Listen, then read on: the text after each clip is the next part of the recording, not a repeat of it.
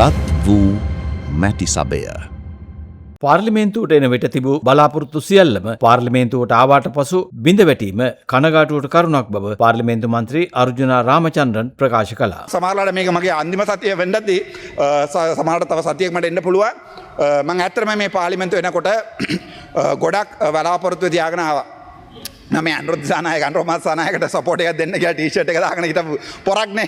එතකොට ගොඩක් හිතාගෙන ආවා මේ රටේ සම්පූර්ණම ලස්සන වෙලා මේ වල්පල ටිකක් අයින් කරලා වල්පල ටිකක් ගෙන තියනවා කියලා අන්තිමට අපි ගෙනලා තිබ්බේ මේ පාර්ලිමේන්තුව කක්කුස් මාලිව. හරිද? කක්කුස් මාලිවයි උගන්ඩා නංගිවයි ගෙනලා තිබ්බේ පාර්ලිමේන්තුව. මම ඇත්තටම කනකාට වෙනවා මේ පාර්ලිමේන්තු එම්පි කෙනෙක් මේ නගිටලා ස්ටොප් වොච් එක බලාගෙන කතා කරන ඕන විදියට මේ පාර්ලිමේන්තුව පත් කරලා තියෙනවා. ඇත්තටම ඔයගොල්ලෝ හිතලා බලන්නකෝ. ඔයගොල්ලෝට ගර්ල්ෆ්‍රෙන්ඩ් කෙනෙක් ඉඳලා ඒ ගර්ල්ෆ්‍රෙන්ඩ් හැමදාම බොරුවක් කියනවනේ පච්චයක් ගහනවනේ රැයට නිදා ගන්නත් කැමති වෙයිද? නෑනේ. ඒ වගේ තමයි අපේ රටට අපේ ලොක්කාව අපි 2024 දැම්මා. හැමදාම කියන්නේ බොරුනේ යන්නේ. හැම එකටම කියන්නේ ඔයගොල්ලෝ කිව්වා ජාතිවාදී ආණ්ඩු නෑ. කිසි දෙයක් නෑ කියලා. දැන් ඔය වපුර පුපුරලා තියෙනවා නගින හිර පැත්තට මේ මුස්ලිම් අර දරුවන්ගේ මේ ස්කාෆ් කෙන. ඊට පස්සේ දැක්ක මම මේ මාත්‍යවල කිල්නොච්චි වල අක්කර 50ක් අල්ලගෙන තට්ටු 3ක් බිල්ඩින් හදාගෙන LTT එකක් හදුනා කියලා කවුරු හරි හියුමන් රයිට්ස් එකෙන් ගිහිල්ලා පොරක් ගිහිල්ලා මීඩියා ස්ටේට්මන්ට් එකක් දෙනවා. අනේ මේ අපිට කවදාවත් මං කියන්නම් මේ රට ආපහු මේ LTT ජාතිවාදී හදන්න ඕනේ නැද? මම අන්තිම දවස මට නිකන් එකක් අහන්න කැමති කවුරු හරි ඇත්තටම JVP කාරයෝ ඉන්නවනම් කියන්න මේ ප්‍රභාකරන් රස්තවාදියා කියලා කවුරු මේ අන්තිම දවස කරුණාකරලා කියන්න වාඩේ ලැජ්ජයි ලැජ්ජයි උඹලට හරිද කරුණාකරලා අඩුම ගාන තමුන්නාසලාගේ වෙනුවට නැති වෙච්ච රණවිරුවට රණවිරුව කියන්නකෝ අන්තිම දවස ආන්න ආය ආන්න වෙන්නේ නැහැ මට එළියෙන් දන්නවා ආන්න වෙන්නේ නේ මම දැක්කා උන් අපේ කතානායකතුමාට මිලියන් 30ක් කර වංජා දූෂණ කරලා දිනවා කියලා සියබොක් එකේ ගිහිල්ලා මේ නඩුව දාලා තිනවා මම ආවිලා පළවෙනි දවසේම කැප්පුනේ මේ කතානායකතුමාත් මතකයිද ඔයගොල්ලෝට අන්තිමට චාමින්ද කුලරත්න අයියා එළියට දාලා හරිද ඌ දැන් මේ FR එකක් දාගෙන සුප්‍රීම කෝට් යනවා ලැජ්ජයි මේ කතානායකතුමාට සියබොක් එකේ මිලියන් 30ක් මේ හොරකම් කරා කියලා මේ අභාවිතා කරා කියලා මේ තේබල අභාවිතා කරා කියලා නඩුව දාලා තිනවා ඒක අමතරව මේ බැක්ඩේට් කරලා ලියුමක් ගන්න හැදුවාට කතානායක අපේ ස්පීකර් කතානායකතුමා බැක්ඩේට් කරලා මේ කැබිනට් එකෙන් ලියුමක් ගන්න හැදුවල් අන්තිමට මේ ප්‍රයිම් මිනිස්ටර් කියලා ඒක දෙන්න බෑ කියලා ඒවා මේකේ මාත්‍යවල තියෙනවා ඒ නිසා දුකයි 323 කන්ටේනර් ගිය දැන හොයා ගන්න බෑ හරිද හැබැයි අපි ජෙලෝ ලයින් එක වාහනේ නැවතුවා නම් නඩුව 29ක් මට දාපු නඩුව 29ක එකක්වත් මම වැඩිකාරය වෙලා තියනවා කියන්නකෝ රේගුවේ සිදු කන්ටේනර් 323ට අමතරව සිදු තවත් වංචාවක් පිළිබඳ පාර්ලිමේන්තු මන්ත්‍රී ඩී.වී. චානක මහතා පාර්ලිමේන්තුව හමුවේ කරුණු අනාවරණය කළා. ලංකාවේ ඉතිහාසයේ වෙච්ච තවත් වංචාවක්.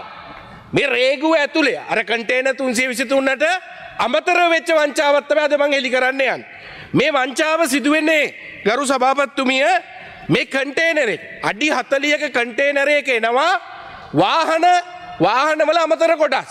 මේ වාහනවල සීට් තියෙනවා ඒ වගේම එන්ජින් කෑලි ඒ වගේම අමතර කොටස් රාශියක් මේ වාහනයක එනවා මේක එනකොට සාමාන්‍ය රේගුවේ තියෙන ක්‍රමවේද තුනක් සාමාන්‍ය ග්‍රීන් channel එකක් තියෙනවා මේකේ සාමාන්‍යයෙන් මැෂින් එකට දැම්මා ග්‍රීන් channel එකෙන් එළියට දැම්මා ඊළඟට ඇම්බර් channel එක තියෙන මේකේ yellow channel එක මේක සාමාන්‍ය සමහර ඒවා භෞතිකව පරීක්ෂා කරනවා නැත්නම් මැෂින් එකට දාලා එළියට දානවා ඒ වගේම තියෙනවා රෙඩ් channel එක මේ රෙඩ් channel එක කියන්නේ අනිවාර්යයෙන්ම මේක මැෂින් එකේ චෙක් කරනවා ඒ වගේම භෞතිකවත් චෙක් කරන එක තමයි රෙඩ් channel එක. එතකොට කරු සභාපතිතුමිය මේක මේ එන කන්ටේනර් එක හඳුනා ගන්නවා මේක භෞතික පරීක්ෂා කියන්නේ රෙඩ් channel එකට තමයි යන්නේ. මේ රෙඩ් channel එකට ගියාම මේක භෞතික පරීක්ෂාවත් කරන්න ඕන ඒ වගේම මැෂින් එකටත් දාන්න ඕන. එතකොට මේ කන්ටේනර් එක ආවම මේ කන්ටේනර් එකේ භෞතික පරීක්ෂාවට පළවෙනි කණ්ඩායම රේගුවෙන් යවනවා. රේගුවෙන් අධ්‍යක්ෂක ජනරාල්තුමාගේ මේ උපදේශ පරිදි අරුක්ගොඩ මහතා තමයි අධ්‍යක්ෂක ජනරාල්වරයා වශයෙන් ඉන්නේ පළවෙනි කණ්ඩායම යවනවා ඒ කණ්ඩායම කියනවා ප්‍රශ්නයක් නෑ කිය. ඊට පස්සේ දෙවෙනි කණ්ඩායම යවනවා දෙවෙනි කණ්ඩායමේ ප්‍රධානියා තමයි එන්.එස්. කුමාරනායක නියෝජ්‍ය රේගුව අධ්‍යක්ෂක. කවුද මේ එන්.එස්. කුමාරනායක කියන්නේ? වර්තමානයේ ඉන්න ජනාධිපතිතුමාගේ එහෙම නැත්නම් රටේ ඉන්න පළවෙනි රාජ්‍ය නිලධාරියා. එතුමගේ ප්‍රධානත්වයෙන් යවනවා කණ්ඩායම. එතකොට ඒ කණ්ඩායම ගිහිල්ලා කියනවා ඒගොල්ලෝ කන්ටේනර් එක පරීක්ෂා කරලා ඒගොල්ලෝ කියනවා ප්‍රශ්නයක් නෑ මේකේ ආසන 7ක් විතරක් වැඩිපුර ඇවිල්ලා තියෙනවා. ආසන 7ක් විතරක් වැඩිපුර ඇවිල්ලා තියෙනවා කියලා සභාපතිතුමිය ඒක කිසියම් අර CCR පද්ධතියේ ඒ CCR එකේ තමයි සාමාන්‍යයෙන් මේක සෙන්ට්‍රල් කේස් රෙජිස්ටර් කියන එක මේක තමයි මේක රෙජිස්ටර් කරන්න ඕන. මේක රෙජිස්ටර් නොකර සීට් 7ක් විතරක් තියෙනවා කියලා ඒ සීට් 7 රාජසන්තක කරනවා. ඊට පස්සේ කරු සභාපතිතුමිය මේ පිළිබඳව පැමිණිල්ලක් නැවතවරයක් අධ්‍යක්ෂ ජෙනරාල්වරයට යනවා මේකේ සීට් 7ක් නෙමෙයි මීට අමතරවත් දේවල් තියෙනවා කියලා.